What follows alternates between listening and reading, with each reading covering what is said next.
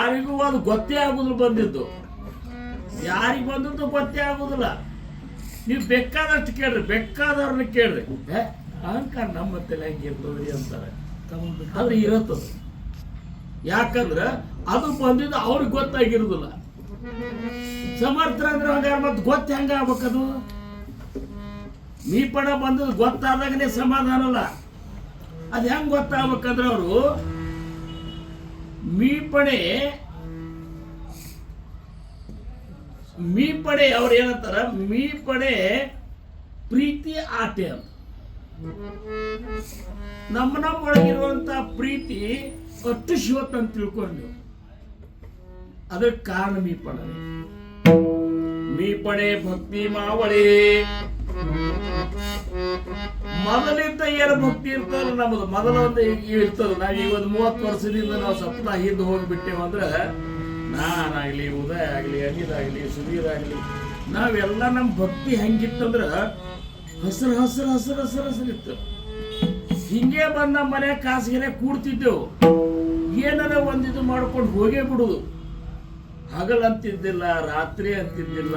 ಹೋಗಿ ಮಹಾರಾಜರ ಸಂಬಂಧ ಏನ್ ಬೇಕಾದ್ ಮಾಡಿದ್ರು ಸಹಿತ ನಮ್ಗೆ ದಣುನೇ ಆಗ್ತಿದ್ದಿಲ್ಲ.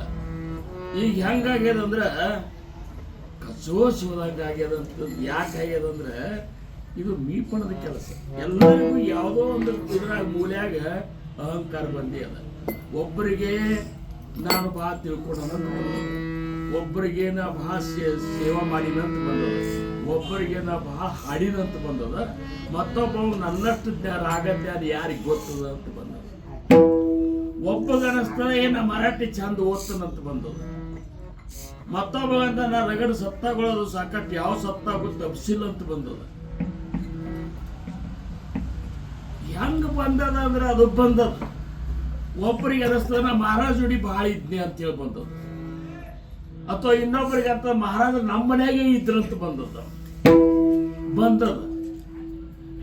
ಅದು ಏನಾಗ್ಯದಂದ್ರ ಅದು ಬಂದದಕ್ಕೆ ಏನಾಗ್ತದ, ಮೀಪಣೆ ಭಕ್ತಿ ಮಾವಳೆ.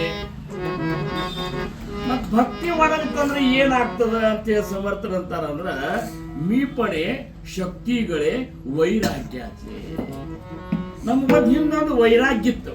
ಹಿಂದಕ್ಕ ಏನು ವೈರಾಗ್ಯ ಅಂದ್ರೆ ಏನ್ ಬಿಟ್ಟು ಬಿಡುದು ವೈರಾಗ್ಯ ಅಲ್ಲ.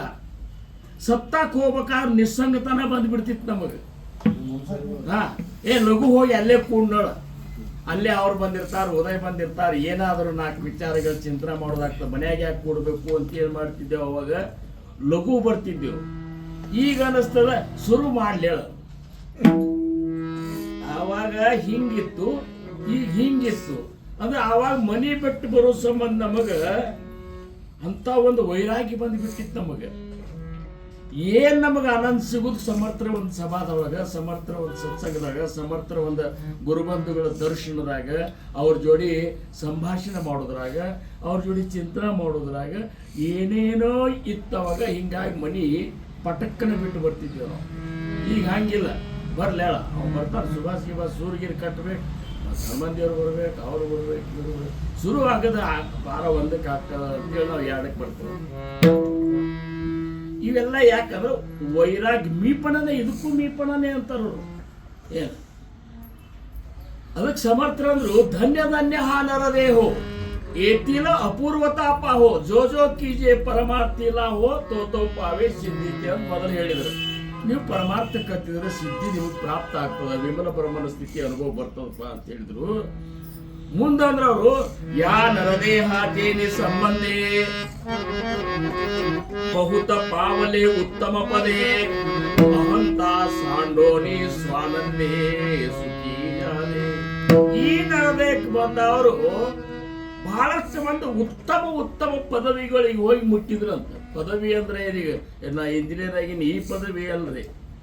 ಅವ್ರು ಏನಂತ ನೋಡ್ರಿ ಬಸವಣ್ಣವ್ರು, ಬ್ರಹ್ಮ ಪದವಿಯನ್ನ ಆನೊಲ್ಲೆ, ವಿಷ್ಣು ಪದವಿಯನ್ನ ಆನೊಲ್ಲೆ, ರುದ್ರ ಪದವಿಯನ್ನ, ಇವು ಪದವಿಗಳವ ಇವು.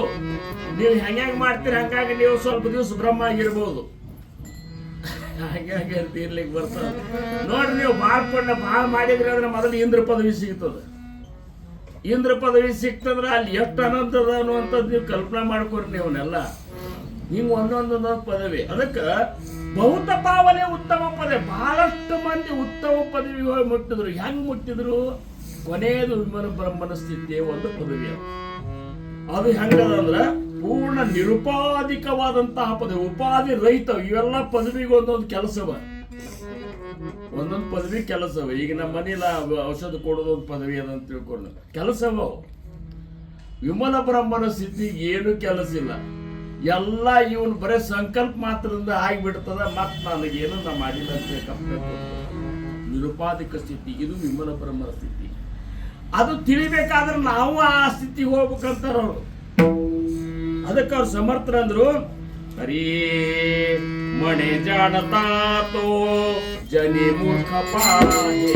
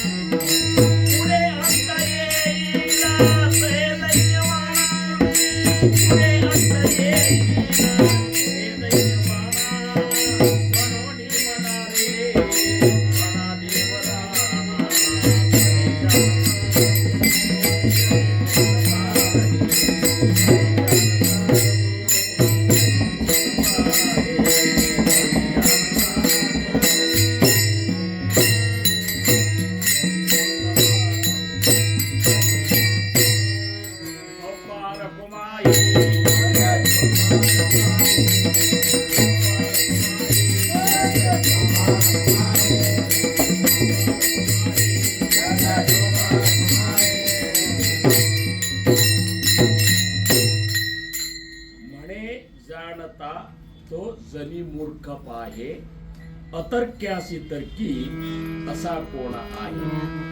ಸಮರ್ಥರಂತಾರ ವಿಮಲ ಬ್ರಹ್ಮನ ಸ್ಥಿತಿಯ ಅನುಭವ ಆಗ್ಯದ, ನನಗೆ ತಿಳಿದದ. ಒಂದನೇದ್ದು. ಎರಡನೇದ್ದು, ನನಗೆ ಪರಮಾರ್ಥ ಬಹಳಷ್ಟು ವಿಚಾರಗಳು ತಿಳಿದಾವ.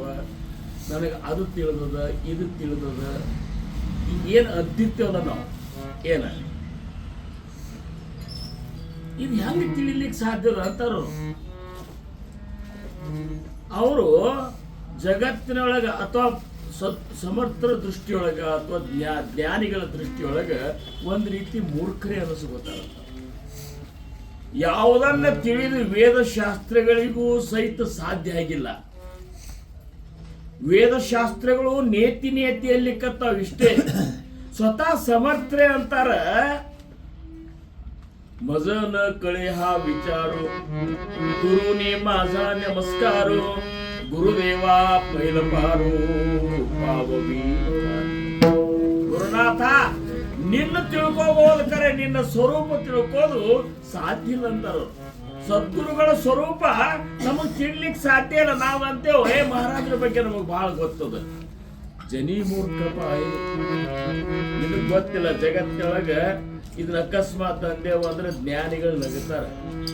ಯಾವುದನ್ನು ವೇದಶಾಸ್ತ್ರಗಳು ಸಹಿತ ತಿಳಿಲಿಕ್ಕಾಗಿಲ್ಲ, ನಿನಗೆ ಹೆಂಗೆ ತಿಳಿತು ಅಂತಾರ. ತಿಳಿತು ತಿಳಿಲಿಕ್ಕೆ ಸಾಧ್ಯನೇ ಇಲ್ಲ. ಯಾಕಂದ್ರ ಅತರ್ಕ್ಯಾಸಿ ತರ್ಕಿ ಅಸಾಕೋಣಾಹಯ, ತರ್ಕದಿಂದನೂ ಸಹಿತ ತಿಳಿಲಾರ್ದಂಥದ್ದು, ಕಲ್ಪನೆಯಿಂದನೂ ತಿಳಿಲಾರ್ದಂಥ ಆ ಗುರುನಾಥನ ಸ್ವರೂಪ ಏನದಲ್ಲ, ಅದನ್ನು ನಾವ್ಯಾರೂ ತಿಳ್ಕೊಳ್ಳಿಕ್ ಸಾಧ್ಯ ಇಲ್ಲ. ಅರ್ಥಾತ್ ವಿಮಲ ಬ್ರಹ್ಮನ ಸ್ಥಿತಿಯ ಬಗ್ಗೆ ನಮಗ ಅದು ಹಿಂಗದ ಅಂತ ಹೇಳಿಕ್ ಸಾಧ್ಯನೇ ಇಲ್ಲ ಅಂತ. ಯಾಕಂದ್ರೆ ಅದು ತರ್ಕಕ್ಕೆ ಮೀರಿದ್ದದ. ತ್ರಿಗುಣರಹಿತಂ, ದ್ವಂದ್ವಾತೀತಂ, ಭಾವಾತೀತಂ, ಎಲ್ಲದರಿಂದ ಅತೀತವಾದ ವಸ್ತುವನ್ನು ನಾವು ಅದ್ರ ಒಳಗಿದ್ದವ್ರು ಹೆಂಗೆ ತಿಳ್ಕೊಳ್ಳಿಕ್ ಸಾಧ್ಯದ? ಅತರ್ಕ್ಯಾಸಿ ತರ್ಕಿ ಅಸಾಕೋಣ ಆಯ. ತರ್ಕ ಮಾಡ್ಲಿಕ್ಕೆ ಸಾಧ್ಯ ಇರಲಾರ್ದಂತ ತರ್ಕ ಮಾಡಿ ತಿಳ್ಕೊಂಡ್ರಂತವ್ರು ಯಾರಿದ್ದಾರೆ? ಯಾರಿಗೆ ಸಾಧ್ಯ? ಅಂತವ್ರು ಯಾರಿದ್ದಾರಪ್ಪ ಅಂತಂತವ್ರು. ಜನಿ ಮೀಪಣೆ ಪಾಹತ ಪಾಹವೇನ. ಇಲ್ಲಿ ಬಂದು ಅವ್ರಂತಾರ, ನಿನ್ನಂತಲ್ಲಿ ಅಹಂಕಾರ ಇತ್ತಂದ್ರ ನೀ ಅಹಂಕಾರ ಇಟ್ಕೊಂಡು ನೋಡಿದ್ರೆ ಗುರುನಾಥನ ನಿಜವಾದ ಸ್ವರೂಪ ಸಾಧ್ಯನೇ ಇಲ್ಲ ಅಂತ. ಒಬ್ಬಾರ ಕುಮಾರಿ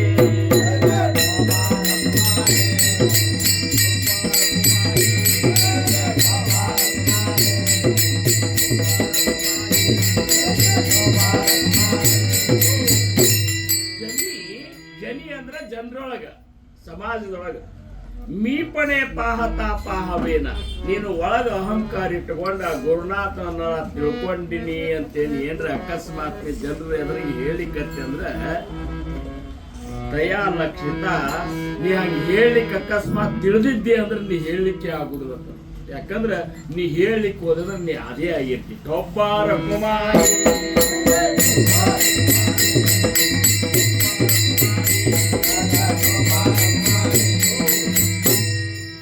ಸದ್ಗುರುನಾಥನ ಸ್ವರೂಪ ನಮಗ ಅನುಭವಕ್ಕೆ ಬಂತು ಅಂತಂದ್ರೆ ನಾವು ಆ ಸ್ವರೂಪ ನಮ್ದು ಆಗಿಬಿಟ್ಟಿರ್ತು ಅಂತಾರ. ಮತ್ತೊಂದಿನ ಅದ್ರ ಬಿಟ್ಟು ಬ್ಯಾರೇನೇ ಇರುದಿಲ್ಲ. ನಾವು ಬ್ಯಾರೆ ಇದ್ದೇವ ಅಂದ್ರೆ ಅದನ್ನ ಹೇಳಲಿಕ್ಕೆ ಆಗುದಿಲ್ಲ. ಒಬ್ಬಾರ ಕುಮಾರಿ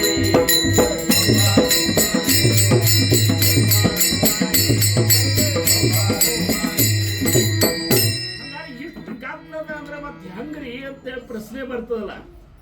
ಹಂಗಾರ ತಿಳಿಬೇಕು. ಹಂಗಂದ್ರ ಅದು ಕೇವಲ ನಾಮಸ್ಮರಣೆಯಿಂದ ಮಾತ್ರ. ನಾಮಿಯು ಸಂತೋಷಗೊಂಡಾಗ ನಾಮಿನೇ ಅದನ್ನು ತಿಳಿಸ್ತದಂದ್ರೆ ಮಾತ್ರ ತಿಳಿಲಿಕ್ಕೆ ಸಾಧ್ಯ. ಒಬ್ಬಾರ ಕುಮಾರಿ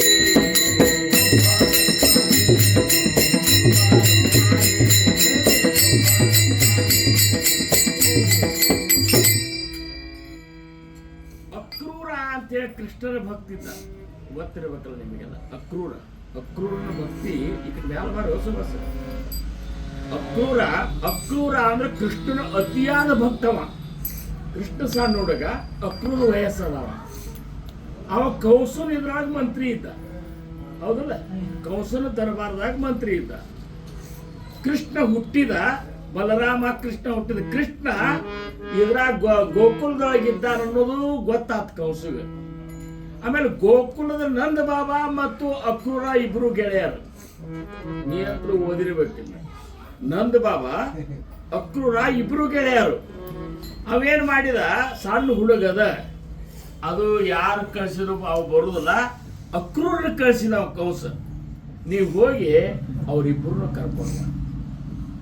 ಕರ್ಕೊಂಡು ಬಾ ಅಂದ್ಕೊಳ್ಳಿ. ಇದು ಅಕ್ರೂರ ಗೊತ್ತಿತ್ತು. ಕರ್ಕೊಂಡು ಬಾ ಅಂತ ಕೌಸ ಅಂತ ಅನ್ನೋದ್ರ ವಧ ಮಾಡ್ಲಿಕ್ಕೆ ಇವ್ ಪ್ಲಾನಿಂಗ್ ಹಾಕ್ಯಾನ ಅಂತೇಳಿ ಅಕ್ರೂರ್ ಏನ್ ಮಾಡಿದ, ಈ ಗುಪ್ತಚರರು ಇರ್ತಾರ ನೋಡು, ಗುಪ್ತ ದಳವನ್ನು ನೇಮಿಸಿಬಿಟ್ಟವ ಎಲ್ಲಾ ಕಡೆ. ಇವು ಕೌಸ ಹೆಂಗಾರ ಮಾಡಿ ನನಗೆ, ಯಾಕಂದ್ರೆ ಕೃಷ್ಣನ ಭಕ್ತವ. ನನ್ನ ಭಗವಂತನನ್ನ, ನನ್ನ ದೇವರನ್ನ ನೀವು ಕೊಲ್ತಾನ ಅಂತಂದ್ರೆ ಮತ್ತೆ ಅವ್ ಸಗುಣ ರೂಪದಾಗೆ ಇದು ಮಾಡಿದ್ದ. ಕೃಷ್ಣ ಸಣ್ಣವಂತೆ ಅವನು ತಿಳ್ಕೊಂಡಿದ್ದ. ಅವತಾರಿಕ ಅನ್ನೋದು ಗೊತ್ತಿತ್ತು.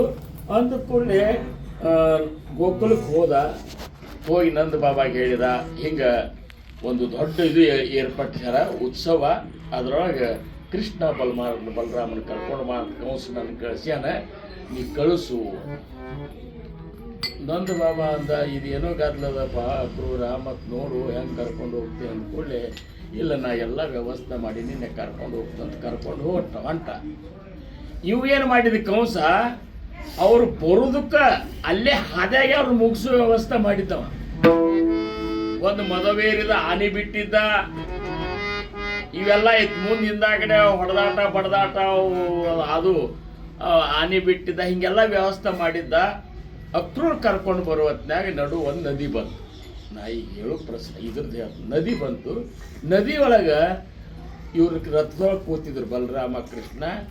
ಅಕ್ರೂರ್ ಅಂದ, ನಾ ಸ್ನಾನ ಸಂಧ್ಯಾವನ ಮಾಡ್ಕೊಂಡು ಬರ್ತನಪ್ಪ ಕೃಷ್ಣ, ನೀವು ಇಲ್ಲೇ ಕೂಡ್ರಿ ಅಂತ ಅಂದ್ಕೇಳಿ ಹೋಗಿ ಬಾ ಅಂತ. ಅವು ಹೋಗಿ ನದಿ ಒಳಗೆ ಹೋಗಿ ಸ್ನಾನ ಮಾಡುವ ಹೊತ್ನ್ಯಾಗ ಪೂರ ಮುಳುಗಿ ನೆಲಕ್ಕೆ ಹೋಗಿ ಅದೇನಂತಾರೆ ಅದಕ್ಕೆ ತಳಗೆ ಏನಂತಿದ್ರು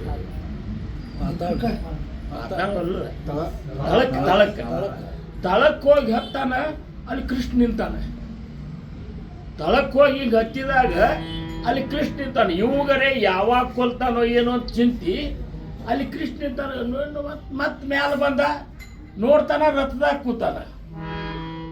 ಈ ಕಡೆ ರಥದಾಗ ಕೂತದ್ದು ನೋಡ್ತಾರ. ಒಳಗೆ ಇಳಿದು ಕೂಡಲೇ ಕೃಷ್ಣ ಅದ್ರಿಗೆ ದರ್ಶನ ಕೊಡ್ಲಿಕ್ಕತ್ತಾನ. ಹಿಂಗೆ 3 ಸರಿ ಆತು. 3ನೇ ಸರಿ ಅವ ಗಾಬರಿ ಆಗಿಬಿಟ್ಟ. ಅಂದ್ರೆ ಏನು, ಕೃಷ್ಣನ ಸಣ್ಣ ಹುಡುಗ ಕೊಲ್ತಾನನ್ನುವ ಚಿಂತಿತ್ತಲ್ಲ ಅದು. 3ನೇ ಸರಿ ಮುಳುಗಿದಾಗ ಗದಾ ಚಕ್ರ ಏನೋ ಕೃಷ್ಣನು ಪೂರ್ಣ ಎದುರಿದ್ದಲ್ಲ ರೂಪ, ಆ ರೂಪದಿಂದ ನೀರಾಗ ಪ್ರಕಟ ಆಗ್ಯಾನಂದ. ಅಕ್ರೂರ ನನ್ನ ಕೊಲ್ತಾನ ಕೌಸ್ ಅಂತೇಳಿ ಚಿಂತೆ ಮಾಡ್ಲಿಕ್ಕತ್ತಿಲ್ಲ ಅಂತ. ಹೌದಂತ, ಹೌದಪ್ಪ ನಿನಗೆ ಅವನು ಕೊಲ್ಲಿಕ್ಕೇನೆ ಅವತಾರ ತೊಡ್ಕೊಂಡು ಬಂದನು ಅಂತಾರೆ ಟೊಬ್ಬಾರ ಕುಮಾರಿ.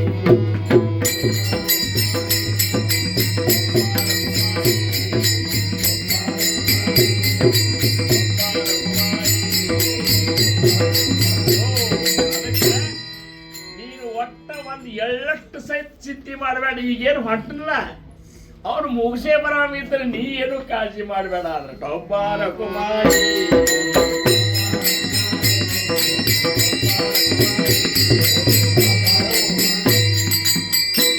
ಇದರಿಂದ ನಮಗೆ ಏನ್ ಅರ್ಥ ಆಗ್ತದೆ ಅಂದ್ರೆ, ಭಗವಂತ ತನ್ನ ಸ್ವರೂಪ ತೋರಿಸಿದಾಗ ಮಾತ್ರ ನಮಗೆ ಗೊತ್ತಾಗ್ತದೆ. ಹೊರತಾಗಿ ನಾವು ಕಾಯಂ ಕೃಷ್ಣನ ಜೋಡಿ ಇದ್ರು ಸಹಿತ ಅಕ್ರೂರಿಗೆ ದೊಡ್ಡ ಮತ್ತು ವಯಸ್ಸಾದವ ಅನುಭವಿ ಆದ್ರೂ ಸಹಿತ ಕೃಷ್ಣನೇ ಏನಪ್ಪಾ ಆದ್ರೂ ಸಂಹಾರ ಮಾಡ್ಲಿಕ್ಕೆ ಅವತಾರ ತೊಟ್ಕೊಂಡು ಬಂದ ಅನ್ನೋದು ಅವಗೂ ಗೊತ್ತಾಗ್ಲಿಲ್ಲ. ಯಾವಾಗ ಗೊತ್ತಾಗ್ತಂದ್ರೆ ಕೃಷ್ಣನೇ ಹೇಳಿದಾಗ ಗೊತ್ತಾಗ್ತದೆ. ಒಬ್ಬಾರ ಕುಮಾರಿ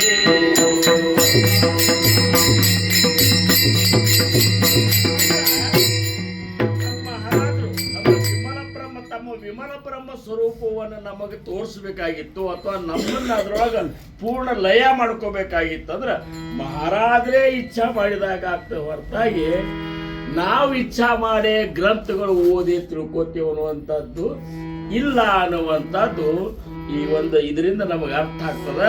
ಹಂಗಾರ ಅವ್ರ ಇಚ್ಛಾ ಯಾವಾಗ ಮಾಡ್ತಾರಂದ್ರ ನಮಗೆಲ್ಲರಿಗೂ ಗೊತ್ತದ. ನಮ್ಮ ಮಹಾರಾಜರು ಕೈ ಮುಗಿದು ಹೇಳ್ತನ್ರಪ್ಪ, ನೀತಿ ಕಾಯ್ದುಕೊಂಡು ಧ್ಯಾನ ಮಾಡ್ರಿ, ನಿಮ್ಮ ಉತ್ತರೋತ್ತರ ಕಲ್ಯಾಣ ಆಗ್ತದೆ. ಕಲ್ಯಾಣ ಅಂದ್ರೆ ಏನೋ ನಾವು ಮನಿ ಮೇಲೆ ಮನಿ ಕಟ್ಸೋದು ಕಲ್ಯಾಣ ಅಲ್ಲ. ನಾವು ಹಂಗೆ ತಿಳ್ಕೊಂಡೇವು ಮಹಾರಾಜರು ಕಲ್ಯಾಣ ಆಗ್ತದೆ, ಧ್ಯಾನ ಮಾಡಿದ್ರೆ ಫಲ ತಗೋತೇವೆ, ಮರಿ ತಗೋತೇವೆ, ಮನಿ ಮೇಲೆ ಮನಿ ಕಟ್ಟಿಸ್ತೇವೆ, ಚಲೋ ನೌಕರಿ ಸಿಗ್ತದೆ, ರೊಕ್ಕ ಸಿಕ್ಕಾಪಟ್ಟು. ಇದು ಕಲ್ಯಾಣ ಅಲ್ಲ. ಅಂಬಾಜಿನ ಒಮ್ಮೆ ಹೇಳಿದ್ ನೋಡಿ ನಾನು, ರಥ ಇದ್ರ ಅಂಬಾಜಿ ಅಂದ್ರೆ ಕಲ್ಯಾಣಿ ಮೊದಲು ಅಂಬಾಜಿ ಅವ ನೀರಾಗ ಮುಳುಗಿದಾಗ ಎಲ್ಲ ಅದನ್ನ ಏನು ರಾಮನವಮಿ ಉತ್ಸವ ಮಾಡ್ಕೊಂಡು ಸಂಜೆನಾಗ ಬಂದು ಅಕ್ಕ ತಾಯಿ ಕರ್ಕೊಂಡು ಬಂದ್ಲು. ಏನು ಇದ್ದಾನೋ ಸತ್ತಾನೋ ಅದನ್ನೇ ನೋಡ್ಲಿಕ್ಕೆ ಬರ್ರಿ ಮಹಾರಾಜ್ರೆ ಅಂತಂದು ಕೂಡ ಆ ಬಾವಿ ಮೇಲೆ ಹಿಂಗೆ ಕೈ ಇಟ್ಟರು. ಮುಸ್ರಿ ಒಳಗಿದ್ದು ಕೈ ಇಟ್ಟಂದ್ರು, ಕಾಯ್ರೇ ಅಂಬಾಜಿ ಕಾಯ್ ಕಲ್ಯಾಣ ರೂಪ ದಿಷ್ಟೇ ಕಾ ಹೋ ಮಹಾರಾಜನ್. ಆ ಕಲ್ಯಾಣ ರೂಪ ಅಂದ್ರೆ ವಿಮಲ ಬ್ರಹ್ಮನ ಸ್ವರೂಪ. ಟೊಬ್ಬಾರ ಕುಮಾರಿ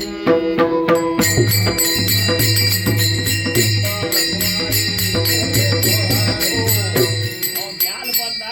ಇವತ್ತಿನಿಂದ ಇವನ ಹೆಸರು ಬದಲು ಮಾಡೀನಿ, ಇವತ್ತಿನಿಂದ ಇವ ಕಲ್ಯಾಣಿ ನೋಡಪ್ಪ. ಕಲ್ಯಾಣ ರೂಪ ಅಂದ್ರೆ ತಮ್ಮ ಸ್ವರೂಪವನ್ನು ಅವಾಗಲ್ಲೇ ಭಾವ್ಯಾಗೆ ತೋರಿಸ್ಬಿಟ್ಟಿದ್ರು. ಹಂಗ ನಿಮ್ಮ ಉತ್ತರೋತ್ತರ ಕಲ್ಯಾಣ ಆಗ್ತಾ ಅಂದ್ರೆ ನಿಮಗೂ ಭಗವಂತನ ಒಂದು ನನ್ನ ಸ್ವರೂಪದ ಅನುಭವ ಆಗ್ತದೆ. ಮುಂದಿನ ನಿಮ್ಮ ಮನೆತಂದ ಪೀಳಿಗೆ ಒಳಗೂ ಆಗ್ತದೆ. ಕೇವಲ ನಾಮಸ್ಮರಣೆಯಿಂದ ಮಾತ್ರ ಆಗ್ತದೆ ಅನ್ನುವಂಥ ಮಾತು ಹೇಳ್ಯಾರ. ಮತ್ತು ಅದು ಇರ್ಲಾರ್ದ ಮುಕ್ತಿ ಹೆಂಗ್ ಸಿಗ್ತದೆ ಅಂತೇಳಿ ಸಮರ್ಥರಂದ್ರು. ಮುಖಿನ ಮನಾಹಿ ದಯಾ ಮುಕ್ತಿ ಕೈ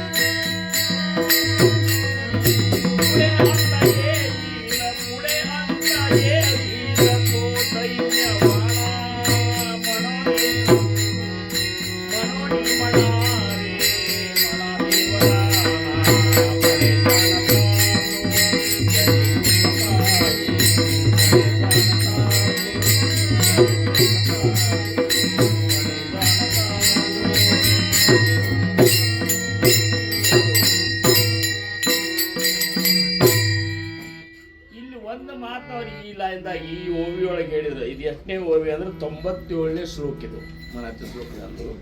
ಮುಖಿ ನಾಮನಾಹಿ ತಯ ಮುಕ್ತಿ ಕೈಂಚಿ ಅಂತಾರ. ಕೈಚಿದೆ ಕೈಚಿದೆ ಕೈಚಿ ಅಂದ್ರೆ ಏನು ಹೆಂಗ ಅಂತ. ಮುಖದಾಗ ನಾಮಸ್ಮರಣೆ ಇಲ್ಲ, ನಿಮಗೆ ವಿಮಲ ಪರಮನ ಸ್ಥಿತಿ ಹೆಂಗ್ ಗೊತ್ತಾಗ್ತದೋ ಅಂತಾರೆ. ಹೆಂಗ ನಾಮಸ್ಮರಣೆ ಇಲ್ಲ, ಮತ್ ನಾಮಸ್ಮರಣೆ ಇಲ್ಲ ಅಂದ್ರೆ ಅದು ಗೊತ್ತಾಗೋಲ್ಲ. ಮತ್ ನಾಮಸ್ಮರಣೆ ಮಾಡ್ಲಿಲ್ಲ ಅಂದ್ರೆ ನಾವು ಎಷ್ಟು ಎನಿತು ಕಾಲು ಕಲ್ಲು ನೀರೊಳಗೆ ಇರ್ತಾರೇನು ಅಂದಂಗೆಲ್ಲ ಅಂದಂಗೆ ಯಾವ್ದಲ್ಲ. ಅವ್ರಂತಾರ ಹೆಂಗ ಅಂತಾರರು. ಇದು ಮತ್ ನೀನ್ ನಾಮಸ್ಮರಣೆ ಮಾಡ್ಲಿಲ್ಲ ಅಂದ್ರೆ ಅಹಂಕಾರ ಬಿಟ್ಟು ಹೋಗುದಿಲ್ಲ ಅಂತ. ಅಹಂತ ಗುಣೆ ಯಾತನೆಯ ತೇಪು ಕಾಂತಿ. ಅದರಿಂದ ಅಹಂಕಾರ ಸಿಗ್ತದ, ಅಹಂಕಾರ ಬರ್ತದ. ಅಹಂಕಾರ ಬಂದ ಕೂಡಲೇ ಯಾತನಾ ಶುರುವಾಗ. ಅಹಂಕಾರ ಬಂದ್ರೆ ಯಾತನಾ ಆಗ್ತದ್ರಿ ಹನುಮದೇವ್ರು. ನಮಗೆ ಅಕಸ್ಮಾತ್ ಅಹಂಕಾರ ಒಳಗೆ ಬಂತು ಅಂತ ತಿಳ್ಕೊಂಡು ನೀವು ನಮ್ಮನ್ನು ಕರೀಲಿಲ್ಲ ಅಂದ್ರೆ ಒಂದು ನಮೂನಿ ಯಾತನ ಆಗ್ತದೆ. ಮುಂದಕ್ಕಂತ ಕೂರಿಸ್ಲಿಲ್ಲ ಅಂದ್ರೆ ಯಾತನ ಆಗ್ತದೆ. ನಮ್ಮ ಕೈಲಿ ಕೀರ್ತನ ಹೇಳಿಸ್ಲಿಲ್ಲ ಅಂದ್ರೆ ಯಾತನ ಆಗ್ತದೆ. ನಮ್ಮನ್ನ ಒಂದ್ ರೀತಿ ಮೊದಲು ಹೆಂಗ ಗೌರವ ತೋರಿಸಿದ್ರ ಆ ಗೌರವ ತೋರಿಸ್ಲಿಲ್ಲ ಅಂದ್ರೆ ಇದು ಎದಕ್ಕಾಗ್ತಂದ್ರ ಅಹಂತ ಗುಣೆ ಅಹಂಕಾರ ಬಂದ್ಬಿಟ್ಟ. ನಮಗ್ ಏನದ, ನಾ ಬಹಳ ದಿವಸ ಮಹಾರಾಜ ಜೋಡಿ ಇದ್ರೆ, ನಾ ಬಹಳ ದಿವಸದಿಂದ ಕೀರ್ತನ ಹೇಳಿಕತ್ನೆ, ನನ್ನಷ್ಟು ಯಾರಿಗೆ ತಿಳಿದದ. ಇಷ್ಟ ಯಾಕೆ ನಾವು ಕೀರ್ತನ ಆದ್ಮೇಲೆ ಏನ್ ಚಲೋ ಆತ್ರ ಕೀರ್ತನ ಶಂಕರಣ್ಣವ್ರು ಅಲ್ಲಿಕ್ಕಂದ್ರು ಯಾತನ ಆಗ್ತಾರ ಕುಮಾಯಿ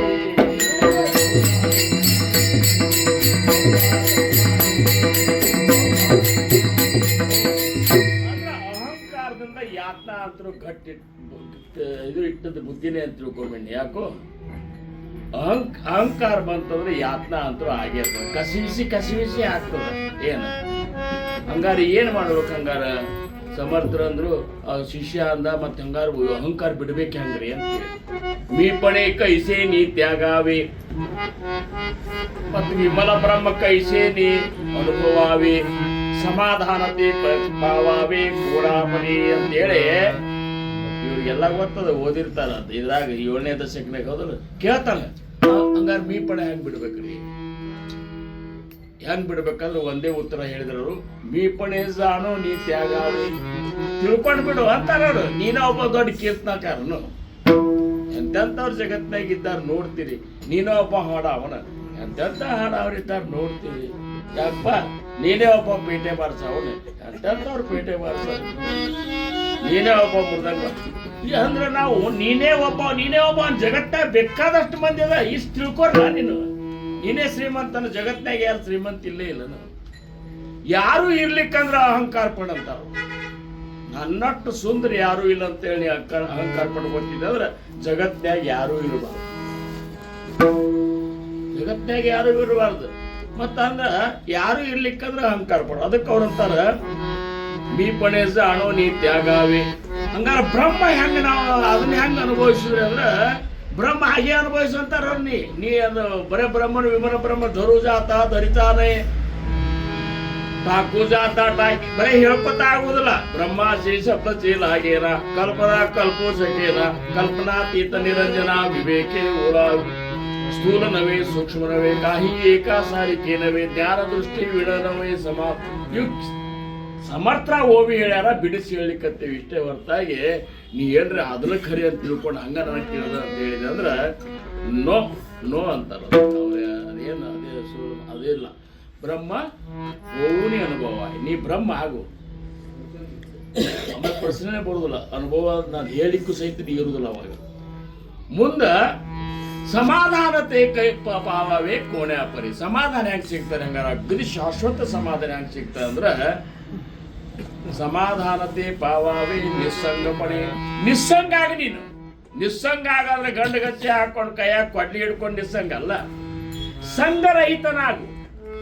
ಮನ ಸಂಗ ಸರ್ವ ಸಂಗಾಸ ತೋಡಿ ಮನ ಸಂಗ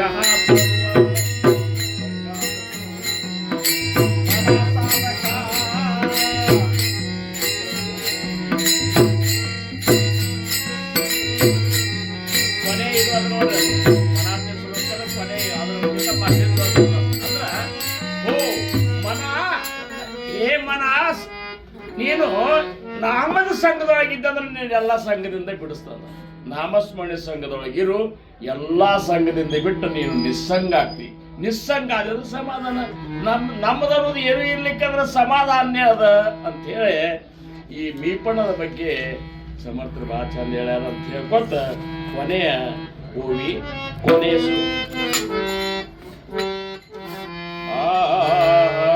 जनिमी पणे पाहता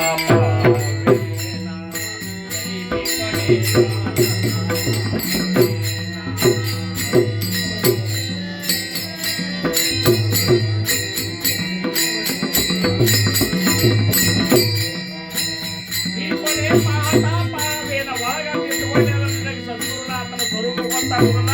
ಅಷ್ಟೇ ನಾಮ ದೇವರಿಗೆ ಗೊತ್ತಾಗುದಿಲ್ಲ, ಹನುಮಂತ ದೇವರಿಗೆ ಗೊತ್ತಾಗುದಿಲ್ಲ, ಮಲ್ಲು ಏನಿದ್ದಾರೆ ಗೊತ್ತಾಗುದಿಲ್ಲ, ನಾನಾ ಗೊತ್ತೇ ಆಗುದಿಲ್ಲ, ನಾನಾಯ್ತು ಗೊತ್ತೇ ಆಗುದಿಲ್ಲ. ನಾವಿರೋ ತನಕ ನಮ್ಮೊಳಗೆ ಗೊತ್ತಾಗಲಾರ್ದಕ್ಕಾಗಿ ಇಷ್ಟೆಲ್ಲ ಗೊತ್ತಾಗಬೇಕಾಗಿತ್ತು ಅಂದ್ರೆ